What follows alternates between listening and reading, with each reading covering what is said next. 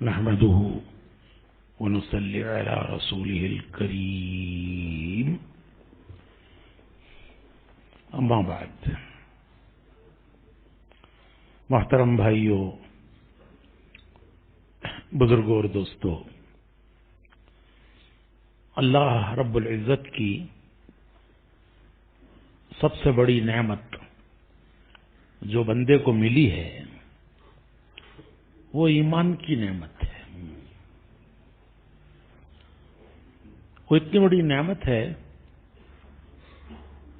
کہ دنیا کی سب نعمتیں مل جائیں اور آدمی کو ایمان کی نعمت نہ ملے تو دنیا سے خالی ہاتھ جائے گا. سب کچھ ملا لیکن ایمان کی دولت نہ ملی تو وہ دنیا سے خالی ہاتھ جائے گا.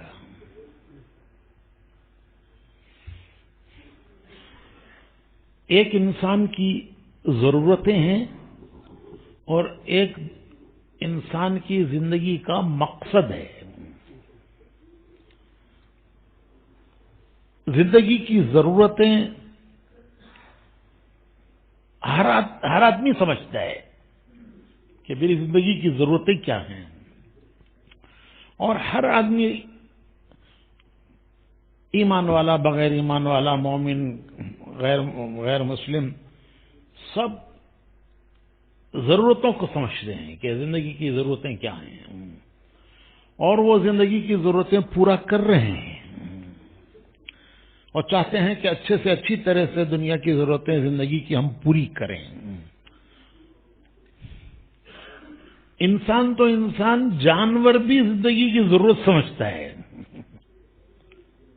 کھانا پینا، مکان بنانا، بچے پالنا جانور بھی کرتا ہے. پرندے گھونسلے بناتے ہیں، چونٹیاں زمین کے اندر بل بناتی ہیں، وہ ان کا مکان ہے. ہم ایک مرتبہ یورپ میں سفر کر رہے تھے روڈ سے، تو بہت سخت سردی پڑی تھی، برف پڑی تھی. تو سردی میں پتے جھڑ جاتے ہیں، درختوں پر ایک بھی پتا نہیں تھا، خشک ڈالیاں، خشک ٹہنیاں. ایسا لگتا تھا کہ یہ آرٹیفیشل درخت ہیں، کیونکہ پتا کوئی ہے ہی نہیں اس پہ. تو سب پتے سردی میں برف کی وجہ سے گر چکے تھے موٹر وے پہ. لیکن ان درختوں پر جو پرندوں نے گھونسلے بنائے تھے وہ بالکل صحیح سالم تھے. پرندوں کے گھونسلے، وہ پرندہ گھونسلہ جو ہے وہ دو شاخوں کے بیچ میں رہتا ہے، تو وہ گھونسلے ایسے سالم انٹیکٹ تھے کہ ذرا بھی اس میں وہ پرندے رہ رہے ہیں، انڈے دے رہے ہیں، بچے پیدا کر رہے ہیں. پتے تو سب جھڑ گئے لیکن وہ گھونسلہ پوری طرح سے باقی ہے. تو وہ ضرورتیں جانور بھی سمجھتا ہے کہ میری کیا ضرورت ہے. اسے بھی خوف ہوتا ہے، ڈر ہوتا ہے، وہ اپنی حفاظت کرتا ہے. کوئی اسے مارنے جائے بھاگتا ہے، وہ اسے کوئی دانا ڈالے وہ قریب آتا ہے. تو جانور بھی اپنی ضرورت سمجھتا ہے.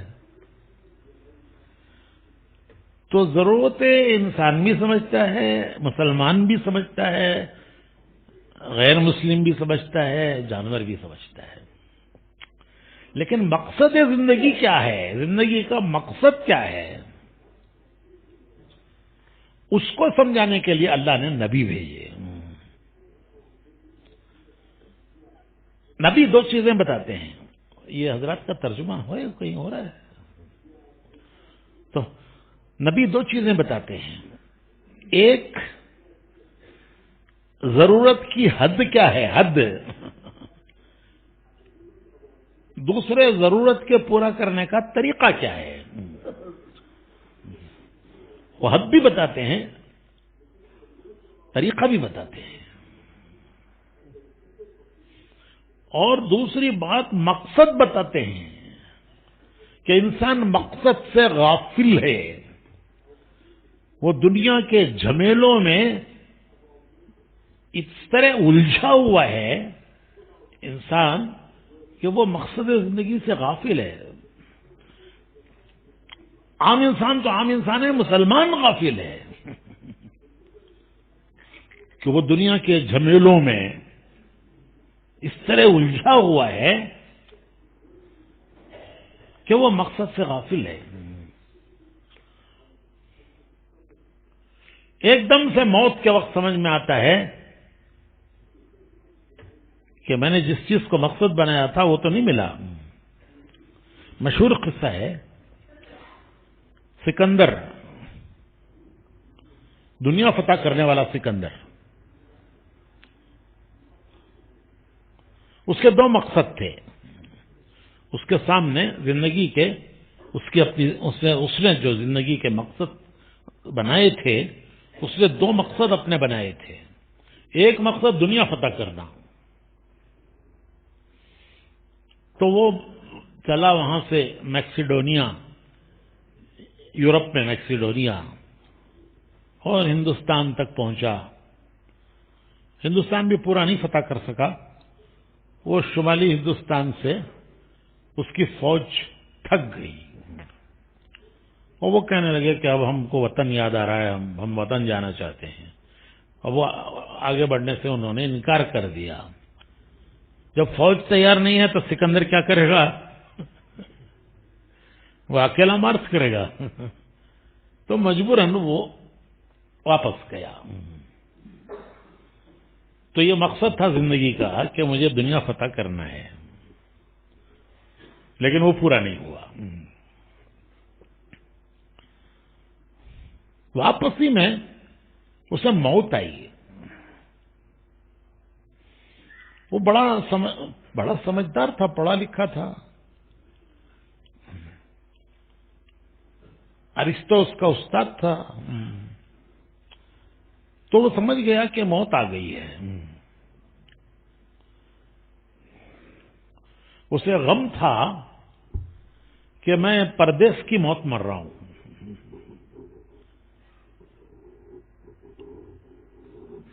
سفر مسافری ہے، پردیس کی موت ہے۔ اسے غم تھا کہ مجھے پردیس کی موت آ رہی ہے۔ تو اس نے اعلان کیا فوج میں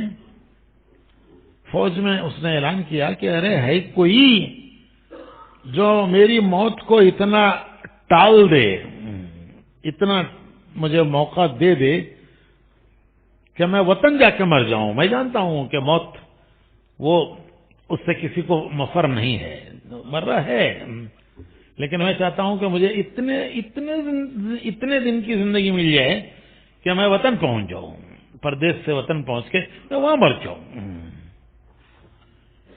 اس نے فوج میں اعلان کیا کہ ارے ہے کوئی جو مجھے اتنے دن کی زندگی دے دے، میری موت کو اتنا دور کر دے، ہے موت لیکن اس کو اتنا دور کر دے کہ میں وطن جا کے مر جاؤں، تو میں میری پوری دولت دینے کے لیے تیار ہوں۔ اگر کوئی اتنے دن کی زندگی دے دے کہ میں وطن جا کے مر جاؤں، تو میں میری پوری زندگی اسے دینے کے لیے، میری پوری دولت، اس کی دولت کوئی معمولی دولت نہیں تھی۔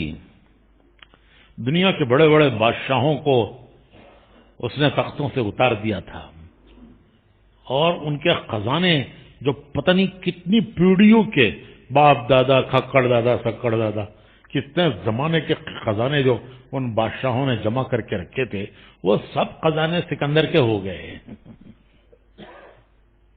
تو کتنے بادشاہوں کے خزانے، ان کے خاندانوں کے خزانے، وہ سب یہ مالک بن گیا ان کا۔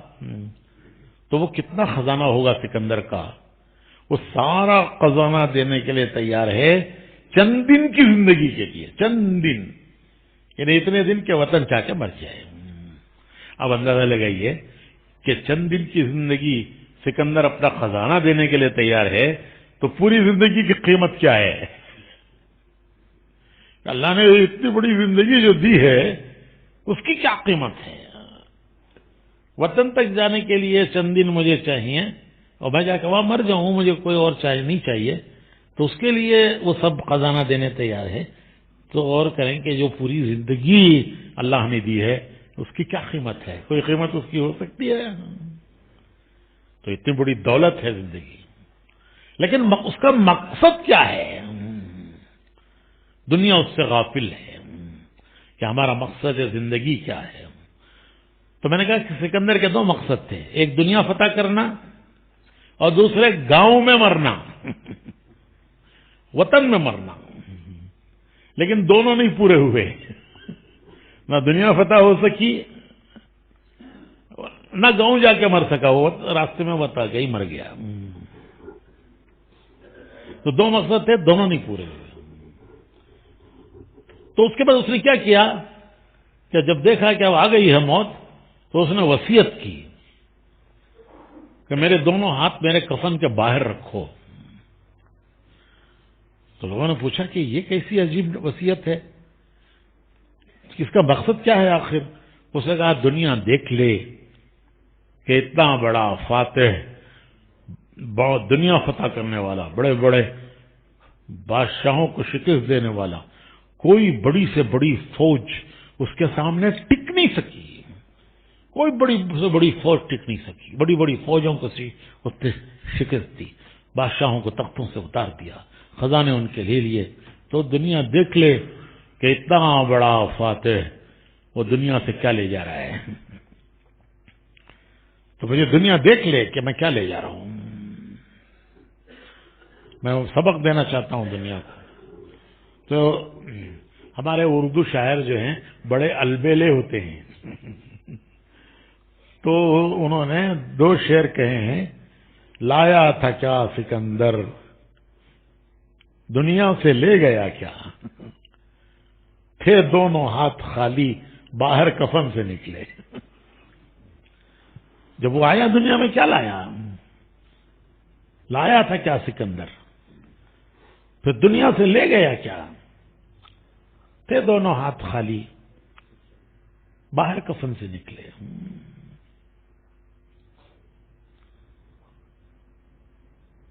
تو اتنا بڑا فاتح اور کہہ رہا ہے کہ میں خالی ہاتھ جا رہا ہوں، اور وصیت کر رہا ہے کہ دیکھو میرے ہاتھ باہر رکھو، دنیا دیکھے میں کیا لے جا رہا ہوں۔ تو ضرورتیں انسان کی لمیٹڈ ہیں، لیکن خواہش انسان کی جو ہے وہ انلمیٹڈ ہے۔ خواہش کوئی دنیا میں انسان ایسا نہیں آیا کہ جس کی سب خواہشیں پوری ہوئی ہوں اور وہ دنیا سے گیا ہو۔ تاریخ میں ایک آدمی ایسا نہیں دکھایا جا سکتا۔ میں نے مثال سکندر کی اس لیے دی کہ وہ سب بڑا فاتح تھا، بڑا فاتح، ملکوں کو فتح کرنے والا، بادشاہوں کے خزانوں کو لے لینے والا۔ تو ایک آدمی تاریخ میں ایسا نہیں دکھایا جا سکتا کہ جو اس کی سب خواہشیں پوری ہوئی ہوں اور وہ دنیا سے گیا ہو۔ ہزاروں خواہشیں ایسی کہ ہر خواہش پہ دم نکلے، اور ایسی ہزاروں ہیں، ہزاروں خواہشیں ایسی کہ ہر خواہش پہ ایک ایک خواہش پورا کرنے میں دم نکلتا ہے۔ سکندر کی خواہشیں دم نکل گیا، پوری نہیں ہوئی۔ تو نبی بتاتے ہیں کہ دیکھو خواہش کی ایک لمٹ ہے۔ 50 کمروں کا مکان ہو، کتنے کمروں میں آدمی رات میں سوئے گا؟ 50 کمروں کا مکان ہے، لیکن سوئے گا کتنے کمروں میں؟ تھوڑی تھوڑی دیر ہر کمرے میں سوئے گا، پھر رات کیا گزرے گی اس کی؟ 100 جوڑے کپڑے ہیں، پہنے گا کتنے؟ ایک جوڑا، ایک جوڑے پہ دوسرا جوڑا پہن لے تو لوگ کہیں گے دیوانہ ہے۔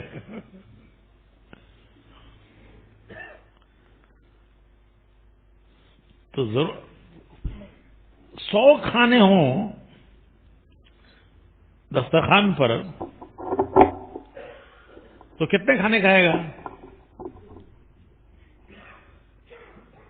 2-4 سے پیٹ بھر جاتا ہے، اس کے بعد پھر نعمتیں لاؤ، وہ کہتے بھائی میرا تو پیٹ بھر گیا، میں تو کھا چکا. خلفائے بنو امیہ میں ایک خلیفہ تھے سلیمان بن عبد الملک. ان کو کھانوں کا بڑا شوق تھا، قسم قسم کے کھانے ان کے دسترخوان پر رہتے تھے. ولید عمارتیں بنانے کا شوق تھا ولید کو، اور سلیمان کو کھانوں کا شوق تھا. علماء نے لکھا ہے کہ جو بادشاہ کا مزاج ہوتا ہے وہ رعایا کا بن جاتا ہے، اس کو فالو کرتی ہے رعایا. تو ولید کا مزاج تھا عمارتیں بنانے کا، تو پوری مملکت میں عمارتیں ہی عمارتیں بنتی تھی، کہ ہر ایک نقل کر رہا ہے، اس کی کاپی کر رہا ہے، عمارتیں بنا رہا ہے. پھر زمانہ آیا سلیمان بن عبد الملک کا، تو اسے شوق تھا کھانوں کا، تو ہر آدمی کے دسترخوان پر قسم قسم کے کھانے ہوتے تھے. بادشاہ کا شوق، رعایا کا شوق. تو انہوں نے لکھا ہے کہ اللہ درجے بلند کرے عمر بن عبدالعزیز رحمت اللہ علیہ کے، کہ انہوں نے مزاج بدل دیا، لوگوں کا مزاج بدل دیا. اور ان کے زمانے میں عبادات کا شوق بن گیا، پبلک کا عبادات، نمازیں پڑھنا، تلاوت کرنا، روزے رکھنا. یہ مزاج تو عمر بن عبدالعزیز رحمۃ اللہ علیہ کا تھا. تو سلیمان کے دسترخوان پر بہت کھانے ہوتے تھے. ارے کتنے کھانے کھائے گا آدمی؟ دو چک کے بھی پیٹ بھر جاتا ہے.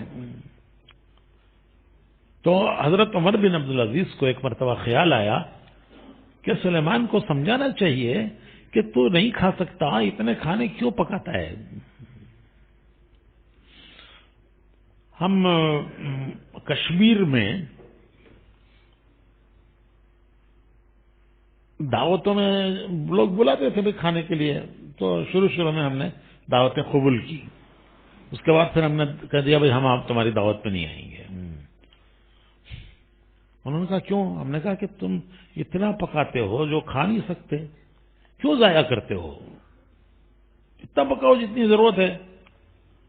اور وہاں کا رواج ہے، 1-2 ولیمے کی دعوتوں میں ہم گئے تو رواج یہ ہے کہ وہ جو تھال ہوتا ہے، بڑا تھال میں کھاتے ہیں سب مل کے، 4-5 آدمی.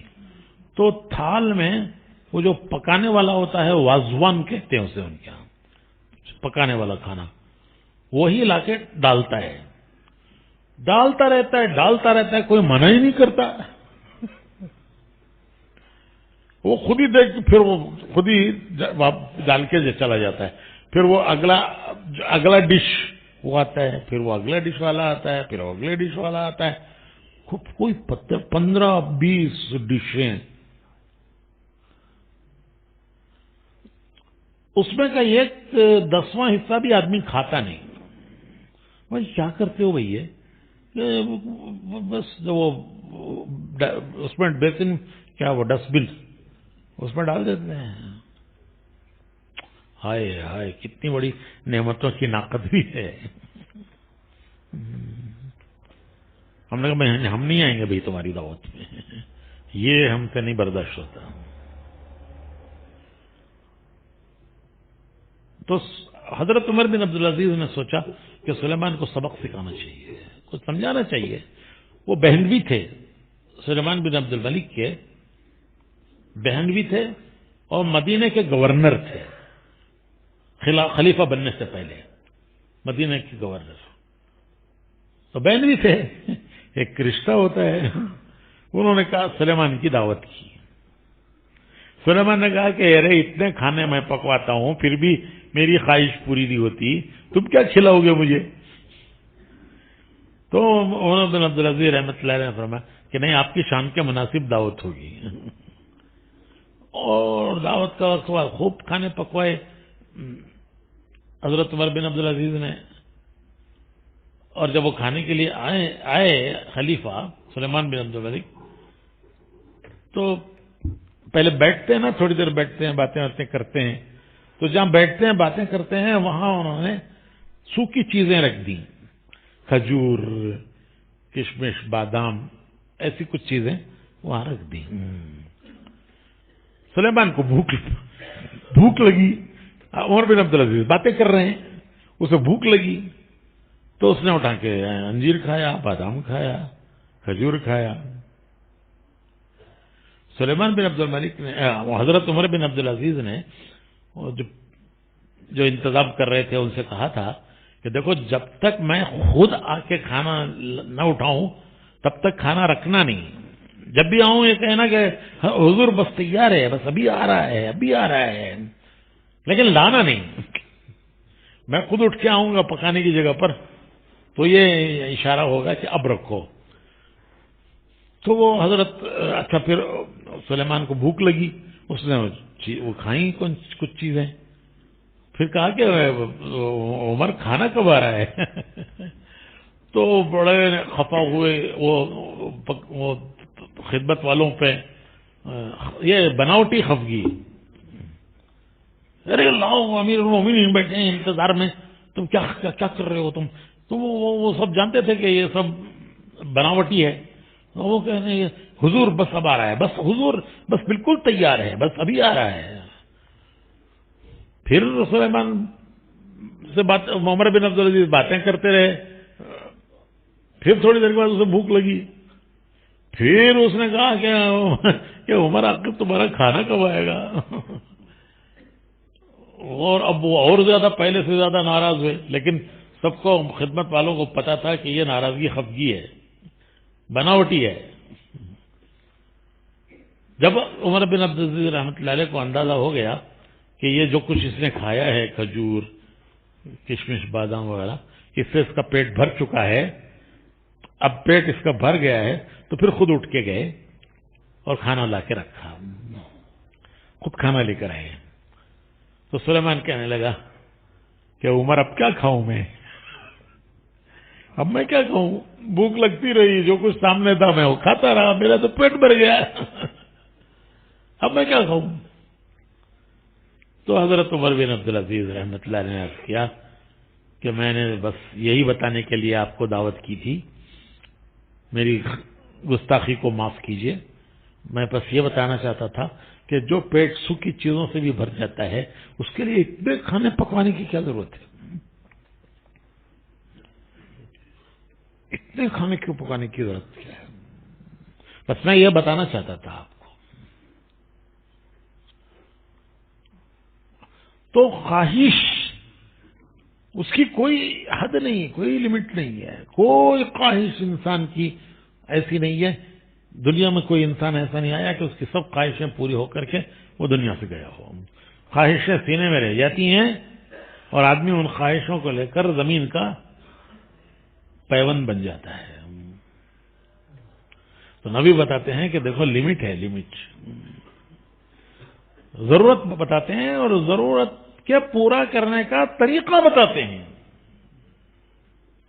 آدم علیہ السلام جب دنیا میں آئے تو اللہ رب العزت کی طرف سے وحی آئی، پہلے نبی بھی حضرت آدم ہیں، پہلے انسان بھی حضرت آدم ہیں، پہلے نبی بھی حضرت آدم ہیں، تو ان پر وحی آئی کہ اے آدم اب تم زمین پر آ گئے ہو، جو تمہارے مقدر کے دن ہیں وہ تمہیں زمین پر گزارنے ہیں، اسی کا نام زندگی ہے، تو وہ مقدر کے دن تمہیں زمین پر گزارنے ہیں، لیکن یہ کیسے گزارو گے، کیسے زندگی گزارو گے؟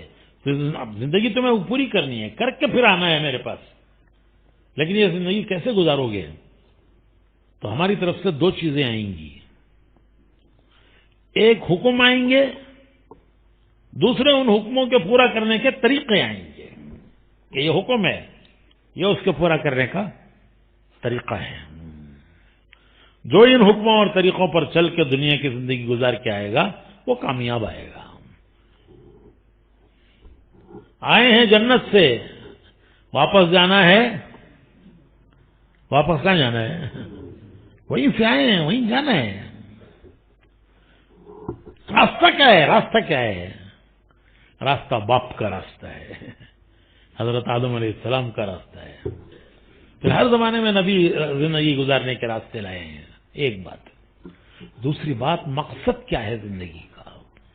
یہ تو ضرورتیں ہیں. ضرورتوں میں اللہ نے بتا دیا کہ وہاں امریکہ میں تھے تو گزشتہ مہینے ہی مولانا کے ساتھ ہمارا سفر ہوا تھا امریکہ کا. تو میں ہر جگہ وہاں کہتا تھا کہ دیکھو ہمارا دین ایسا ہے کہ وہ کسی ضرورت کے پورا کرنے سے منع نہیں کرتا. وہ کھانے سے نہیں منع کرتا، پینے سے نہیں منع کرتا، پہننے سے نہیں منع کرتا، شادی بیاہ کرنے سے نہیں منع کرتا. تو میں نے کہا تمہارا دین تو ایسا ہے کہ وہ اگر امام بننا ہے تو شادی نہیں کرنا. تمہارا مذہبی پیشوا، جو مذہبی تمہارا پیشوا ہے، وہ شادی نہیں کر سکتا. شادی کرے گا تو ہی will lose his priesthood. The day he marries, he will lose his priesthood. وہ اس کی priesthood، اس کی امامت جو ہے وہ چلی جائے گی. اگر وہ شادی کرے گا تو اس کی priesthood باقی نہیں رہ سکتی. اس کی مذہبی امامت باقی نہیں رہ سکتی اگر وہ شادی کرے گا. جس دن کرے گا اس کی مذہبی امامت جائے گی، چاہے پیچھے کے دروازے سے جو چاہے کرتا رہے. اور ہمارے امام کے لیے علماء نے لکھا ہے کہ شادی شدہ ہونا افضل ہے. امام ابو حنیفہ رحمۃ اللہ علیہ نے یہ لکھا ہے کہ امام کی سب خوبیوں کے ساتھ اس کا شادی شدہ ہونا، اور قرآن صحیح ہو، علم ہو، سب کچھ ہو، لیکن اس کے ساتھ ساتھ اس کا شادی شدہ ہونا. تو ہمارا امام شادی شدہ افضل ہے، اور تمہارا امام شادی کر لے تو امامت گئی. تو یہ دین ہے ہمارا. کسی ضرورت سے روکا نہیں، منع نہیں کیا، لیکن ضرورت کی حد بتائی، اس کے پورا کرنے کا طریقہ بتایا. دوسری بات، مقصد بتایا کہ کیوں دنیا میں بھیجے گئے ہو، مقصد زندگی کیا ہے. مقصد زندگی تو ایک ٹیسٹ ہے اور ایک اچیومنٹ. ایک ٹیسٹ ہے، ایک اچیومنٹ. اچیومنٹ کے معنی دنیا سے کیا حاصل کیا، کیا حاصل کیا دنیا سے. سکندر کی طرح خالی ہاتھ جانے نہیں آئے ہیں. سکندر کی طرح خالی ہاتھ دنیا سے جانے نہیں آئے ہیں. یہاں سے تو بہت کچھ لے جانا ہے. یہاں سے تو بہت کچھ لے جانا ہے. سیدنا بلال رضی اللہ تعالی عنہ انتقال ہو رہا تھا، تو بیوی پاس بیٹھی ہوئی رو رہی تھی کہ میرے شوہر کا انتقال ہو رہا ہے، دنیا سے جا رہے ہیں. اور شوہر بھی کوئی معمولی شوہر، حضور کے ہر وقت کے خادم، اسلام کے پہلے مؤذن حضرت بلال. اسلام کے پہلے مؤذن حضرت بلال، اور حضور کے ہر وقت کے خادم. جو جماعتیں آتی تھیں، وفود آتے تھے، ان کے کھانے کا انتظام حضرت بلال کے ذمہ تھا. تو بیوی رونے لگی کہ کیسے رنج و غم کا وقت ہے، واہ کربا واہ کربا. حضرت بلال نے سن لیا تو جواب دیتے ہیں بیوی کو، تو غلط بول رہی ہے، یہ رنج و غم کا وقت نہیں ہے، یہ خوشی کا وقت ہے. تو کہہ رہی ہے واہ کربا. میں تو حضرت بلال کہتے ہیں واہ توربا. طرب کہتے ہیں خوشی کو، کرب کہتے ہیں رنج کو. تو بیوی کہہ رہی ہے رنج کرب، اور حضرت بلال کہہ رہے ہیں طرب خوشی، کہ وہ خوشی کا وقت ہے. ابھی میں تھوڑی دیر میں دنیا سے جاؤں گا، میرے آقا محمد الرسول اللہ صلی اللہ علیہ وسلم انتظار میں ہے وہاں. میرے دوست صحابہ وہ انتظار میں ہیں کہ آج کون آ رہا ہے, آج کون آ رہا ہے, آج ہمارا بلال آ رہا ہے. تو حضور میرے آقا انتظار میں ہیں, میرے صحابی اور میرے صحابہ, ان کے دوست کون, صحابہ, وہ میرے انتظار میں ہیں. تو یہ خوشی کا وقت ہے یا غم کا وقت ہے؟ یا ایتھا النفس المطمئنہ ارجعی چلو الی ربک راضیۃ مرضیہ فادخلی فی عبادی وادخلی جنتی. تو یہ حاصل کرنے والے ہیں جو حاصل کر گئے, دنیا سے حاصل کر گئے. مجھے کبھی کبھی خیال آتا ہے جیسے ہمارے ہندوستان کے اکثر لوگ ہیں نا, جب کبھی گاؤں جانے کا ہوتا ہے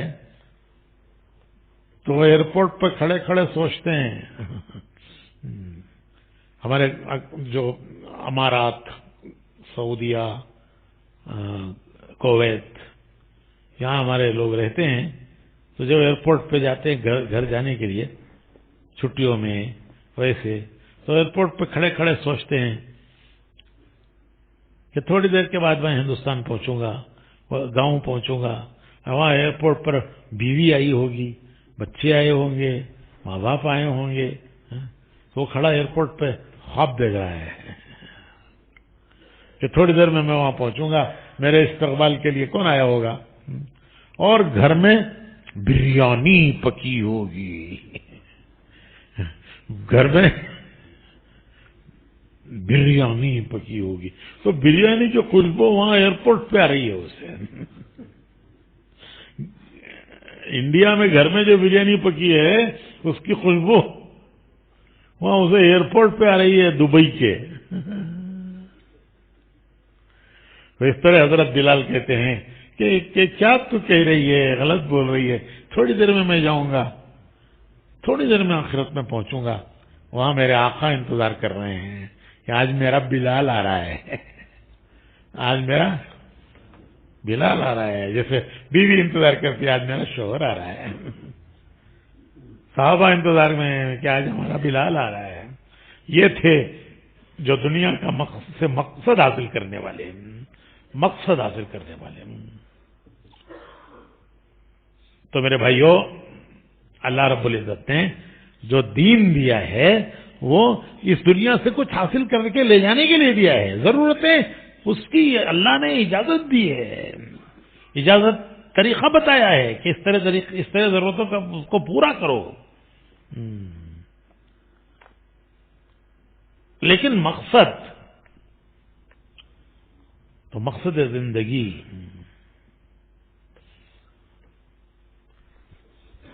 وہ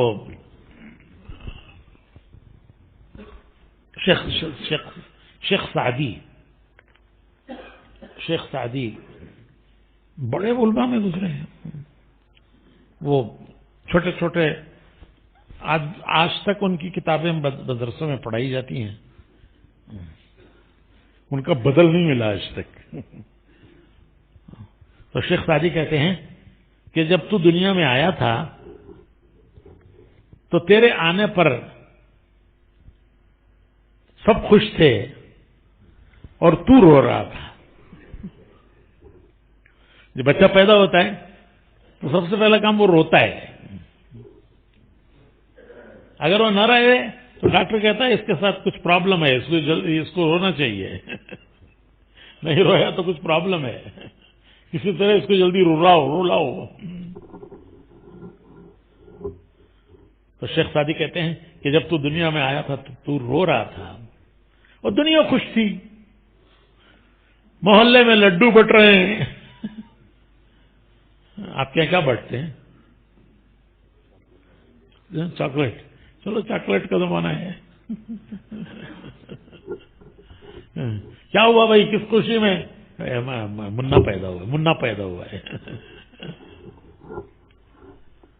تو جب تو آیا تھا تو مٹھائیاں بٹ رہی تھی, خوشی میں تو رو رہا تھا. تو دنیا میں ایسی زندگی گزار کے جا کہ جب تیرے جانے کا وقت آئے تو دنیا رو رہی ہو اور تو مسکراتا ہوا جائے. کہ تیرے جانے پر دنیا رو رہی ہو اور تو دنیا سے مسکراتا ہوا جائے. ارجعی الی ربک راضیۃ مرضیہ فادخلی فی عبادی وادخلی جنتی. تو میرے بھائیو ایک زندگی ہے، وہ زندگی گزارنا ہے اور پھر اس زندگی کو دنیا میں لانے کی محنت کرنا ہے. ہم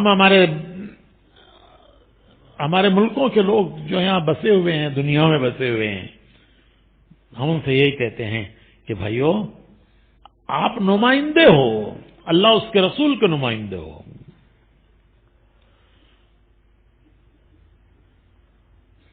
مجھے یاد ہے کہ جس زمانے میں یہاں یہ ملک آزاد ہوئے تھے اور یہاں آزادی کا سلسلہ چلا تھا، پرانے بزرگوں کو یاد ہوگا، ہمارے محمد بھائی راوت وغیرہ بیٹھے ہیں، امیر صاحب. تو جب یہاں آزادی کا سلسلہ چلا تھا تو بڑے حالات آئے ہمارے ہندوستانیوں پر، جو بھی ہمارے ہندوستان پاکستان کے جو بھی تھے، باہر کے ملکوں کے لوگ، ان پہ بڑے حالات آئے.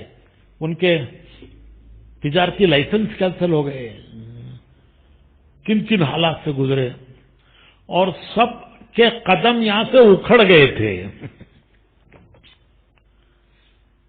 سب کے قدم اکھڑ گئے تھے کہ چلو کہیں چلیں گے دنیا میں. حضرت جی رحمت اللہ علیہ، مولانا انعام الحسن صاحب رحمت اللہ علیہ کا زمانہ تھا. انہوں نے مولانا عمر صاحب کے ساتھ جماعت بھیجی یہاں. مولانا عمر صاحب تشریف لائے، جماعت لے کر آئے، اور آ کر انہوں نے سب کو سمجھایا کہ دیکھو اب تک تو دنیا کو مقصد بنا کے تم یہاں جی رہے تھے، اب وہ دنیا تو تمہارے ہاتھ سے گئی. اب مسئلے آ گئے، مشکلیں آ گئی، اب مقصد دین کو بناؤ. تم اپنے دین کو مقصد بنا کے جمو کہ جو بھی حالات آئیں گے انشاءاللہ ہم یہاں جمیں گے. اور تو انہوں نے آ کر مولانا عمر صاحب نے سب ملکوں میں سفر کیا اور سب جگہ ہمارے بھائیوں کو یہ پیغام دیا کہ دیکھو اب تک تو مقصد ہمارا یہ تھا کہ ہم یہاں دنیا کے مقصد سے آئے تھے، دنیا مقصد تھی، لیکن اپنا مقصد اب بدل لو کہ اب وہ دنیا ہمارے ہاتھ سے گئی، لیکن ہم یہاں سے ہٹیں گے نہیں، ہم یہاں دین کو مقصد بنا کے ہم یہاں جمیں گے. تو الحمدللہ یہ ہمارے نوجوانوں سے کہتا ہوں میں کہ تمہارے جو بڑے تھے باپ دادا، وہ مقصد بدل کر جم گئے یہاں، ورنہ سب اکھڑ گئے تھے. انہوں نے مقصد بنایا کہ اب ہم دین کے لیے جمیں گے، جم گئے، اور پھر اللہ کی مدد آئی، پھر حالات آہستہ آہستہ آہستہ سنبھلتے گئے. پوچھو آپ اپنے بڑوں سے جو تمہارے بڑے ہیں بڑی عمروں کے، یہ کون سا سال تھا جب مولانا عمر صاحب تشریف لائے تھے؟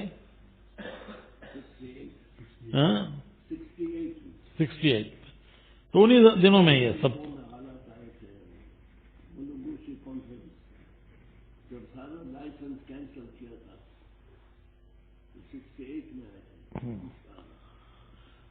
تو حضرت نے ان کو بتایا تھا کہ جا کے پیغام پہنچاؤ کہ حالات سے نہ گھبراؤ، جموں، اللہ حالات بدل دے گا، لیکن مقصد بدلو، مقصد بدلو. اب تک مقصد دنیا تھی، سب گئی وہ، لیکن اب مقصد بناؤ کہ ہم یہاں اللہ کا پیغام پہنچانے کے لیے ٹکے ہیں. تو الحمدللہ اس وقت کے جو بڑے لوگ تھے انہوں نے کہا کہ انشاءاللہ اب نہیں آئیں گے، اب ہم جو کچھ حالات آئیں گے ہم اس کو برداشت کریں گے، لیکن ہم یہاں جمیں گے. جب وہ جمیں تو پھر اللہ نے حالات بدلے، آہستہ آہستہ آہستہ حالات بدلتے گئے، اور اللہ نے ان سے کام لیا دنیا میں. مجھے فیجی والوں نے ہمیں کارگزاری سنائی کہ سب سے پہلی جماعت فیجی گئی زامبیا کی، سب سے پہلے جو جماعت فیجی گئی ہے وہ زامبیا کی جماعت گئی ہے. دنیا کا مشرق کا آخری کنارہ زامبیا ہے، فیجی، ڈیٹ لائن، دنیا کی ڈیٹ لائن وہاں سے گزرتی ہے. یہاں منگل ہے، ادھر جاؤ تو پیر ہے. آج منگل ہے نا، وہ ڈیٹ لائن کراس کرو تو پھر وہاں پیر آ جاتا ہے. وہاں ایک مسجد ہے، لمبا سا ایک جزیرہ ہے، لمبا سا، تو وہاں ایک مسجد ہے. اس مسجد میں ایک بورڈ لگا ہوا ہے کہ دنیا کی سب سے پہلی فجر کی اذان یہاں ہوتی ہے. سورج نکلتا ہے نا مشرق سے، تو پہلی اذان جو ہے دنیا کی یہاں ہوتی ہے. تو اللہ نے وہاں پہنچایا یہاں کی جماعت کو. عجیب قصہ تھا وہ فیجی والوں نے سنایا مجھے. جب ہم پہلی مرتبہ فیجی گئے تو فیجی گنے کے کھیتوں میں کام کرنے کے لیے انگریز لے گیا تھا. گنے کے کھیت، تو وہاں جا کے گنے کے کھیتوں میں ہمارے لوگ کام کرتے تھے. مسجدیں بنائی. ایک آدھ جنریشن کے بعد مسجدیں بند ہو گئی، کوئی نمازی پڑھنے والا نہیں. پھر زبان تک بدل گئی ان کی، اب اردو نہیں انگلش ہے. آگے کی نسلوں میں زبان بدل گئی، اور پھر شادیاں غیروں سے ہونے لگی، سارا معاشرہ ختم ہو گیا. پھر جب ان کو آزادی ملی تو ان کو پھر زمینیں ان کی ہو گئی، جو زمینوں میں کاشت کرتے تھے. جب انگریز کی حکومت تھی برطانیہ کی، پھر وہ زمینیں ان کو مل گئیں، تو پھر وہ مالدار بنے. ایک آدمی ٹورسٹ باپ دادا کا ملک دیکھنے آیا، اسے شوق ہوا میرے باپ دادا کا ملک دیکھنا، تو وہ آیا دہلی. اس نے ایک گائیڈ لیا، اس گائیڈ نے اس کو پورا دلی گھمایا، چار مینار، قطب مینار، اور کیا ہے وہ لال قلعہ، چاندنی چوک، وہ سب گھماتا گھماتا وہ اس کو لے کر آیا نظام الدین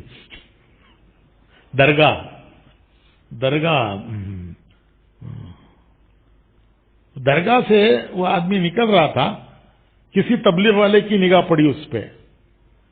یہ کوئی باہر کا معلوم ہوتا ہے، سوٹ کوٹ ٹائی پہنے ہوئے ہے. معاشرت بھی بدل گئی تھی ان کی، سوٹ کوٹ ٹائی. تو یہ کوئی دور کا آدمی لگتا ہے، اور درگاہ سے آ رہا ہے، ہو سکتا ہے مسلمان ہو. اس نے جا کر اس سے بات کی، پتہ چلا وہ مسلمان ہے. اس نے پھر بتایا کہ میں باپ دادا کا ملک دیکھنے آیا. اس نے اس کو سمجھایا، اس جماعت کے ساتھی نے، کہ یہاں ایک بزرگ ہیں مولانا یوسف صاحب رحمت اللہ علیہ، ذرا ان بزرگ سے بھی مل لو. تو اس نے کہا کہ اچھی بات ہے، میں بزرگوں سے ملنا تو بڑی اچھی بات ہے. تو وہ آیا. مولانا یوسف صاحب رحمت اللہ علیہ نے، وہ جو جماعت کا ساتھی تھا اس کا کام اتنا ہی تھا، اس نے لا کے وہاں حضرت سے ملاقات کرائی کہ حضرت یہ ہندوستانی ہے، کہتا ہے کہ کہیں بہت دور رہتا ہے اور باپ دادا کا ملک دیکھنے کے لیے آیا ہے، ٹورسٹ ہے، اور مجھے درگاہ پہ ملا. درگاہ پہ تو مولانا یوسف صاحب نے اس کی تشکیل کی کہ بھائی تم ایک 24 گھنٹے ہمارے ساتھ گزارو، ہمارے ساتھ 24 گھنٹے گزارو. مولانا یوسف صاحب تشکیل کر رہے ہیں، کتنی بھائی، کہ بھائی تم ہمارے ساتھ 24 گھنٹے گزارو. اس نے دیکھا کہ اتنے بڑے بزرگ وہ کہہ رہے ہیں ہمارے ساتھ 24 گھنٹے گزارو، تو میں کیسے ان کی بات کا انکار کروں. وہ ٹھہر گیا. مولانا یوسف صاحب نے اس پر اتنی توجہ کی، کھانے میں ساتھ، اس زمانے میں کون ہوتا تھا بیرون والا، کوئی ہوتا ہی نہیں تھا. کھانے میں ساتھ بٹھایا، بیان میں سامنے بٹھایا. ارے بھائی وہ کہاں ہے ہمارا وہ فیجی والا جو آیا ہوا ہے. تو 24 گھنٹے میں اس نے پھر مولانا یوسف صاحب سے کہا، جب اس نے 24 گھنٹے پورے ہو گئے، اس نے مولانا یوسف صاحب سے کہا کہ حضرت جو کام آپ یہاں کر رہے ہیں اس کی ہمارے ملک میں بہت ضرورت ہے. ہماری مسجدیں بڑوں نے بنائی تھیں وہ اب بند ہو چکی ہیں، ہماری معاشرت بدل گئی، ہمارے نوجوانوں کو کلمہ بھی نہیں آتا، نماز بھی نہیں ہے، تو ہمارے ملک میں تو اس کی بڑی ضرورت ہے۔ آپ جماعت بھیجیے، میں ان کے ساتھ ان کو رہبری کروں گا، میں ان کا ساتھ دوں گا، میں لے کے ان کو پھروں گا۔ تو مولانا یوسف صاحب رحمۃ اللہ علیہ نے اس زمانے کے جو ہمارے شورا والے تھے، مولانا عمر صاحب، مولانا عبید اللہ صاحب، منشی بشیر صاحب، میاں جی محراب صاحب، سب رحمت اللہ علیہ ہو گئے۔ ان کو بلایا کہ دیکھو بھائی، یہ ہمارا مہمان یہ اپنے ملک کی دعوت دے رہا ہے کہ ہمارے ملک کو جماعت بھیجو اور میں ساتھ دوں گا۔ تو اسے کہا کہ بھائی نقشہ لاؤ دیکھیں تو تمہارا ملک کہاں ہے۔ نقشہ لا کے دے گا تو نقشے میں کہیں نام نشانی نہیں ہے اس کا، وہ بھی ڈھونڈ رہا ہے میرا ملک کہاں ہے، وہ بھی ڈھونڈ رہا ہے۔ چھوٹا سا جزیرہ، اس زمانے میں کوئی حیثیت نہیں تھی، اب تو چونکہ ایک ٹورسٹ اسپاٹ بن گیا ہے تو اس کا نام بھی ہے، ورنہ وہ ورلڈ میپ میں اس کی کوئی ان کا نام بھی نہیں تھا، وہ بھی ڈھونڈ رہا ہے میرا ملک کہاں ہے۔ پھر اس نے اندازے سے بتایا یہ آسٹریلیا، یہ نیوزی لینڈ، اور یہاں جو چھوٹے چھوٹے نقطے ہیں ان میں سے ایک نقطہ میرا بھی ہے۔ تو وہاں صاحب نے کہا کہ انشاءاللہ ہم جماعت بھیجیں گے۔ کوشش کی، جماعت نہیں بنی، مولانا اس صاحب کا انتقال ہو گیا۔ اس شخص نے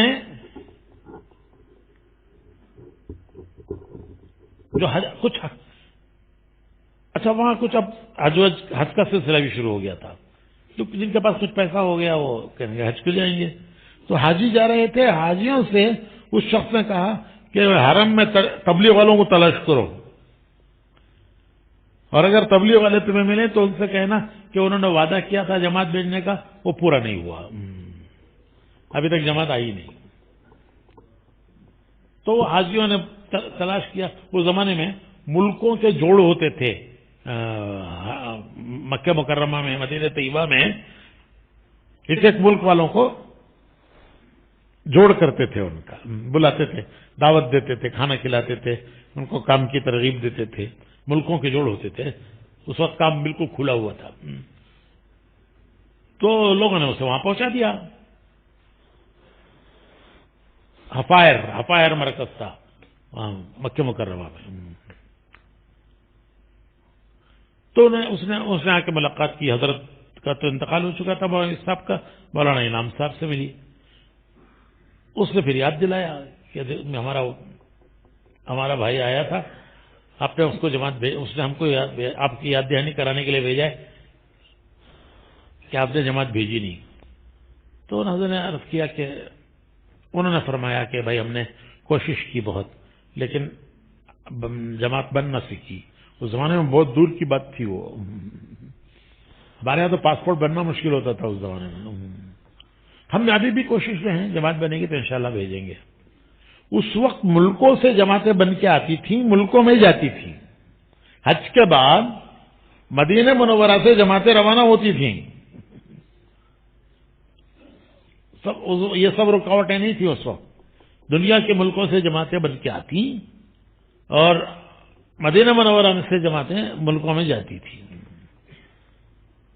تو یہ تقاضا لے کر آئے فیجی والے، اور جماعت آئی زامبیا سے۔ انہوں نے آگے حضرت جی سے عرض کیا کہ حضرت دنیا کے کسی کنارے پر بھیجیے، ہم جانے تیار ہیں۔ تو تقاضا فیجی سے، اور جماعت پھر یہ زامبیا کی پہلی جماعت تھی جو وہاں گئی، فیجی، اور اس آدمی نے اپنے حسب وعدہ وہ ان کو لے کے پورے جزیرے میں پھرا۔ ایک ہی سفر میں سب مسجدیں کھل گئی، جتنی بڑوں کی بنائی ہوئی بند تھی مسجدیں، کوئی آتا ہی نہیں تھا نماز کے لیے، سب مسجدیں کھل گئی۔ یہ ساری خیر کس کے حصے میں ہے؟ ارے بولو نا بھائی، زامبیا والوں کے حصے میں یہ ساری خیر۔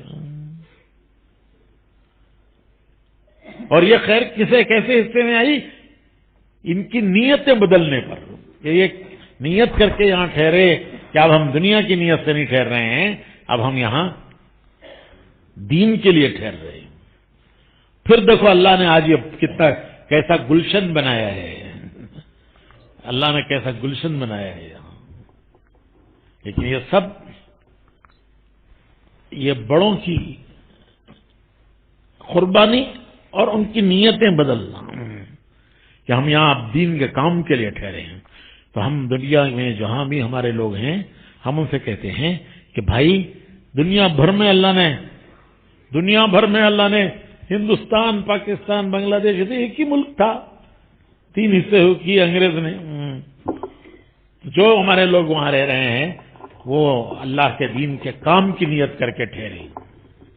دنیا مقدر کی اللہ دے گا انشاءاللہ، یہ تو ایمان ہے ہمارا، یہ مقدر کی ایمان ہے۔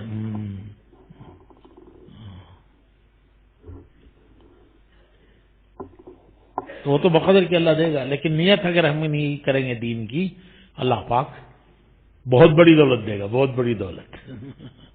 یہ تو چھوڑ کے جانے والی، وہ ساتھ لے کے جانے والی، وہ ہے اچیومنٹ، وہ ہے اچیومنٹ۔ تو کتنے ملکوں میں جماعت سب سے پہلے زامبیا کی گئی؟ ہم انڈونیشیا میں وقت لگا کے آئے ہیں، 1968 کی بات ہے کہ ہم انڈونیشیا میں وقت لگا کے آئے، اور اسی وقت ہمارے محمد بھائی کی جماعت رشیا میں کام کر کے آئی تھی۔ جی اچھا، میں اس وقت ہماری جماعت انڈونیشیا میں کام کر کے آئی تھی، ان کی کارگزاری میں نے وہاں سنی۔ تو دنیا میں الحمدللہ جا کے کام کیا۔ تو کیا اب وقت ختم ہو گیا؟ کیا وہ وقت ختم ہو گیا؟ اب تو اللہ کا شکر ہے، کام کرنے والے بھی بڑھ گئے الحمدللہ۔ اور اللہ نے راستے بھی دنیا بھر کے کھولے ہیں۔ ابھی میں بتا رہا تھا کہ ہم امریکہ میں تھے، نیو یارک میں اجتماع تھا، اور نیو یارک کا وہ زمانہ بھی ہمیں یاد ہے کہ ہفتہ بھر محنت کرتے تھے تو 5-7 آدمی جمع ہوتے تھے، جس سے ملتے وہ کہتے کہ ہم اتوار کو ملیں گے، جس سے جا کے بات کرو اس سے یہ کہتا تھا کہ اتوار کو ملیں گے، یہاں تک کہ وہ پوچھتے تھے کہ کیا جمعہ کی نماز اتوار کے دن پڑھ سکتے ہیں؟ ہم کو تو چھٹی ہوتی ہے اتوار کو، تو کیا ہم جمعہ کی نماز اتوار کو پڑھ سکتے ہیں؟ اور آج اللہ کا فضل ہے کہ کتنی مسجدوں میں جمعہ 2 مرتبہ ہوتا ہے، یعنی مجمع اتنا ہوتا ہے کہ مسجد بھر جاتی ہے، تو وہ 2 مرتبہ جمعہ پڑھتے ہیں۔ تو اجتماع ماشاءاللہ تقریباً 7-8 ہزار کا مجمع نیو یارک میں، اور ساری خدمتیں کرنے والے ہمارے نوجوان، ہمارے ملکوں کے نوجوان جو یہاں سے جو ہمارے ملکوں سے پڑھ کے گئے ہیں، engineers, computer engineer, civil engineer, mechanical engineer. Detroit city میں اجتماع تھا، کار سٹی ہے، دنیا کی سب سے پہلی کار فورڈ وہاں ڈیٹرائٹ میں بنی تھی۔ وہاں ساری خدمتیں کرنے والے ہمارے نوجوان، کھانا کھلانے والے، پکانے والے وہ، کھلانے والے وہ، پارکنگ کرانے والے وہ، ٹریفک، سیکیورٹی، فائر، دنیا بھر کے قانون ہیں وہاں، ہر قانون کو پورا کرو، وہ سب خدمتیں کرنے والے ہمارے نوجوان۔ دیکھو تو ایسا لگتا ہے کہ کسی مسجد کے مؤذن ہوں گے یا امام ہوں گے، اور پوچھو تو پتہ چلتا ہے کہ وہ بڑے بڑے انجینئر ہیں، یہاں سے اچک کے لے جاتے ہیں، تعلیم کے زمانے سے نگاہ رکھتے ہیں، اور پھر کیمپس سلیکشن کہتے ہیں، یہاں سے اچک کے لے جاتے ہیں، وہاں لے آ کے ان کی ٹریننگ دیتے ہیں اور بڑی بڑی تنخواہیں دیتے ہیں۔ اور وہ نوجوان یہاں دیکھو اجتماع میں ایسے لگ رہے ہیں جیسے کہیں کے امام ہوں گے، کہیں کے مؤذن ہوں گے، اور ساری خدمتیں کر رہے ہیں۔ پورا اجتماع سنبھالا ہوا ہے، کھانا کھلانے میں وہ ہیں، پارکنگ میں وہ ہیں، فائر میں، سیکیورٹی میں. تو میں کہتا تھا ان سے، میں کہتا تھا وہاں کہ فرعون کے محل میں موسیٰ پل رہے ہیں. فرعون کے محل میں، محل فرعون کا ہے، اور یہ جو نوجوان پل رہے ہیں یہ موسیٰ ہیں. تو اللہ نے یہ نعمت دی ہے. ساری دنیا میں اللہ نے دین پہنچانے کا ایک راستہ دیا ہے ہمیں، دین کی محنت کے پہنچانے کا ایک اللہ نے راستہ دیا ہے. تو بھائیو نیت کرو انشاءاللہ ساری دنیا میں جانا ہے. اللہ نے سہولتیں دی ہیں. حضرت ذوالقرنین کی مثال قرآن میں دی ہے اللہ نے. امت جو واقعات قرآن نے بیان کیے ہیں قیامت تک کے لیے امت کے لیے سبق ہیں. قصہ قصے کے لیے نہیں ہے، قصہ عبرت ہے، عبرت ہے. تو حضرت ذوالقرنین کا اللہ نے ذکر کیا ہے سورہ کہف میں آخری رکوع میں، وَيَسْأَلُونَكَ عَنْ ذِي الْقَرْنَيْنِ. ان کی تعریف کی ہے کہ ان کو اللہ نے وسائل دیے. مینز وسائل. تو اللہ نے ان کو وسائل دیے اور وہ ان وسائل کو لے کر حتی اذا جاء مغرب الشمس، وہ حتی اذا جاء مطلع الشمس، کہ وہ مغرب کے کنارے تک پہنچے اللہ کا پیغام لے کر، اور وہ مشرق کے کنارے تک پہنچے اللہ کا پیغام لے کر. اللہ نے تعریف کی ہے ان کی، قرآن میں ان کا قصہ بیان کیا ہے. تو علماء کہتے ہیں قصہ کے لیے نہیں ہے، قصہ عبرت کے لیے ہے. تو اللہ کا کرم ہے اس تبلیغ کی برکت سے اللہ نے مرد تو مرد ایسی عورتیں پیدا کر دی جو دنیا کے مشرق مغرب کے کناروں میں چلی، جماعتیں لے کر مردوں کے ساتھ عورتیں مائیں معصرات جماعتیں دنیا کے مشرق مغرب کے کناروں میں چلی گئیں. اللہ بہت قبول فرمائے. سب نیت کرے انشاءاللہ. 4 مہینے لگ گئے ہیں، انشاءاللہ دنیا میں جانا ہے. نہیں لگے ہیں 4 مہینے لگا کر پھر دنیا میں جانا ہے. اور مقام پر اللہ نے اتنی فضا بنائی ہے، اللہ قبول فرمائے کہ اس کو اور بڑھانا ہے کہ ہمارے نوجوان وہ ہماری کمائی ہیں، ان کو ہمیں اس ماحول میں لانا ہے. ان کو بھی پڑھنے والوں کو چھٹیوں میں اللہ کے راستے میں نکالنا ہے. عورتوں کو لے کر کے بھی اللہ کے راستے میں 3 دن جانا، 10 دن جانا، پھر چلے جانا، پھر ملکوں میں جانا ہے انشاءاللہ. کہ بھائی سب نیت کرتے ہیں انشاءاللہ. کیوں انشاءاللہ میں جان کیوں نہیں ہے؟ پکی نیت کرتے ہیں نا سب انشاءاللہ. 4 مہینے ملکوں میں جانے کے لیے کون تیار ہے؟ آئندہ دنوں میں، میں یہ نہیں کہتا اب بھی نکل جاؤ چلے جاؤ. آئندہ دنوں میں 4 مہینے ملکوں میں جانے کے لیے کون تیار ہیں؟ ذرا کھڑے ہو جائیے. ملکوں میں جانے کے لیے 4 مہینے ملکوں میں جانے کے لیے، دنیا کے ملکوں میں جانے کے لیے 4 مہینے کون تیار ہیں؟ اور کھڑے ہو جائیے، اور کھڑے ہو جائیے، خود کھڑے ہو جائیے، کھڑا کرنا نہ پڑے. ہاں اگلے مہینوں میں جائیے، ہم کی نہیں کہتے بھائی ابھی چلے جاؤ. ترتیب بنائیے، جائیے ملکوں کے لیے جائیے. 4 مہینے ملکوں کے لیے. بھائی ایک حلقہ بنائیے. ادھر کدھر بنائیے؟ کل کہاں بنایا تھا؟ ادھر 4 مہینے والے، ادھر ملکوں میں جانا 4 مہینے.